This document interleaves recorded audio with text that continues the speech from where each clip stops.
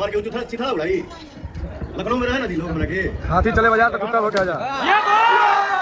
देखिए इस वीडियो के अंदर पावर स्टार पवन सिंह फिर से विवाद करना चाहते हैं खेसारी लाल यादव के साथ में, क्योंकि पवन सिंह के टीम को छोड़कर के उनके एक बहुत ही बड़े फैन, उनका नाम है निर्भय प्रताप सिंह, जो खेसारी भाई की टीम में आ गए और खेसारी वादी बन गया और पवन वादी को छोड़ करके, और इसके वजह से भोजपुरी इंडस्ट्री में बहुत ही ज़्यादा विवाद चल रहा है। और पवन सिंह के इतना ज़्यादा गुस्सा में लोग पहली बार देखे हैं और सब लोग बस यही कर रहे हैं कि पवन सिंह सोया हुआ शेर है, उसे अगर कोई छेड़ेगा तो वो शायद बचेगा भी नहीं।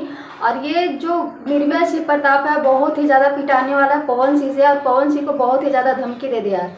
नमस्कार दोस्तों, राधे राधे। आई होप आप से लोग अच्छे होंगे, मस्त होंगे, स्वस्थ होंगे। चैनल पर नए हैं तो चैनल को सब्सक्राइब करके एक प्यारा सा लाइक जरूर करें।